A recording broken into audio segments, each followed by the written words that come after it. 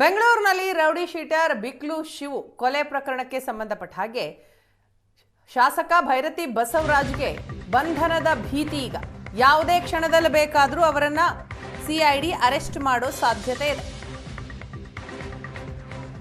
ಕೊಲೆ ಕೇಸ್ನಲ್ಲಿ ಶಾಸಕ ಭೈರತಿ ಬಸವರಾಜು ಬಂಧನ ಸನ್ನಿಹಿತವಾಗಿದೆ. ಬಂಧನದಿಂದ ಪಾರಾಗೋದಕ್ಕೆ ನಿರೀಕ್ಷಣಾ ಜಾಮೀನು ಅರ್ಜಿಯನ್ನ ಕೂಡ ಸಲ್ಲಿಸಿದ್ರು. ಆದರೆ ನಿನ್ನೆ ಅರ್ಜಿ ವಜಾಗೊಂಡಿದೆ.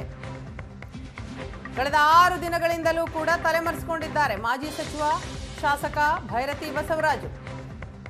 ನಿನ್ನೆ ಕೋರ್ಟ್ನಲ್ಲಿ ನಿರೀಕ್ಷಣಾ ಜಾಮೀನು ನಿರಾಕರಣೆ ಆದಂತ ಹಿನ್ನೆಲೆಯಲ್ಲಿ ಈಗ ಬಂಧನ ಭೀತಿ ಕೂಡ ಹೆಚ್ಚಳ ಆಗಿದೆ.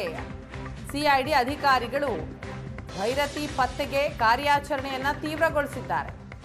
ಬೇರೆ ರಾಜ್ಯಕ್ಕೆ ಪರಾರಿಯಾದಂತಹ ಹಿನ್ನೆಲೆಯಲ್ಲಿ ಲುಕೌಟ್ ನೋಟಿಸ್ ಕೂಡ ಜಾರಿಯಾಗಿದೆ. ಭೈರತಿ ಬಸವರಾಜ್ ಬಂಧನಕ್ಕೆ ಸಿಐಡಿಯಿಂದ ಎಲ್ಲ ಪ್ರಯತ್ನಗಳಾಗ್ತಾ ಇದೆ. ಈ ನಡುವೆ ಹೈಕೋರ್ಟ್ ಮೆಟ್ಟಿಲೇರೋದಕ್ಕೂ ಭೈರತಿ ವಕೀಲರು ಸಿದ್ಧತೆಯನ್ನ ಮಾಡಿಕೊಂಡಿದ್ದಾರೆ.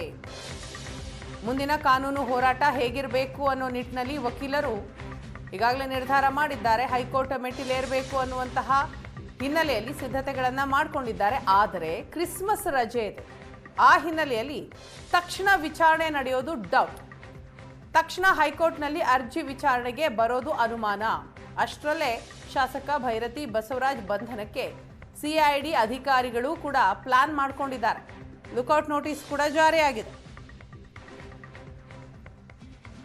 ಬೇರೆ ರಾಜ್ಯದಲ್ಲಿ ತಲೆಮರೆಸಿಕೊಂಡಿದ್ದಾರೆ ಭೈರತಿ ಬಸವರಾಜು. ಹಾಗಾಗಿ ಅವರನ್ನ ಹುಡುಕೋ ಕೆಲಸ ಆಗ್ತಾ ಇದೆ. ಒಂದ್ ಕಡೆ ಸಿಐಡಿ ಅಧಿಕಾರಿಗಳು ಲುಕೌಟ್ ನೋಟಿಸ್ ಅನ್ನ ಜಾರಿಗೊಳಿಸಿದ್ದಾರೆ. ಮತ್ತೊಂದು ಕಡೆ ಭೈರತಿ ಬಸವರಾಜ್ ಪರ ವಕೀಲರು ಹೈಕೋರ್ಟ್ ಮೆಟ್ಟಿಲೇರೋದಕ್ಕೆ ಮುಂದಿನ ಕಾನೂನು ಹೋರಾಟ ಮಾಡೋದಕ್ಕೆ ಸಿದ್ಧತೆಯನ್ನ ಮಾಡಿಕೊಂಡಿದ್ದಾರೆ.